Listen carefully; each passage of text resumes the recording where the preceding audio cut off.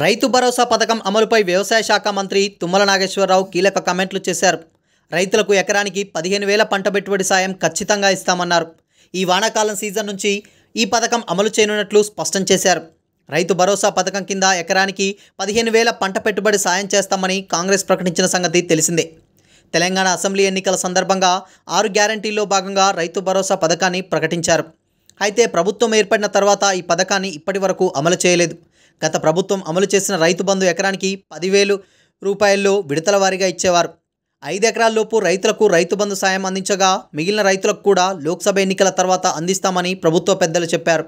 తాజాగా రైతు భరోసా పథకంపై వ్యవసాయ శాఖ మంత్రి తుమ్మల నాగేశ్వరరావు కీలక అప్డేట్ ఇచ్చారు. ఎకరానికి 15,000 సాయం అందిస్తామని చెప్పుకొచ్చారు. వానాకాలం సీజన్లోనే రైతులకు ఈ పంట పెట్టుబడి సాయం అందుతుందని చెప్పారు. ఎకరానికి 7,500 చొప్పున 2 విడతల్లో మొత్తం 15,000 రైతుల ఖాతాల్లో జమ చేస్తామని చెప్పారు.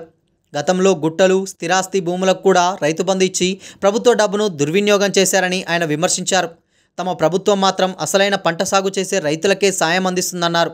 ఇక కౌలు రైతులు, రైతు కూలీలకు అందించే సాయం పైన విధి విధానాలు రూపొందిస్తామని చెప్పారు. పార్లమెంట్ ఎన్నికల కోడ్ ముగిసిన వెంటనే మంత్రిమండలిలో చర్చించి నిర్ణయం తీసుకుంటామన్నారు. తమది రైతు పక్షాన ప్రభుత్వమని, అన్నదాతను కంటికి రెప్పలా కాపాడుకుంటామని అన్నారు. రైతు పంట బీమాపైన తగిన చర్యలు తీసుకొని అన్నదాతపై భారం పడకుండా చూస్తామని చెప్పుకొచ్చారు.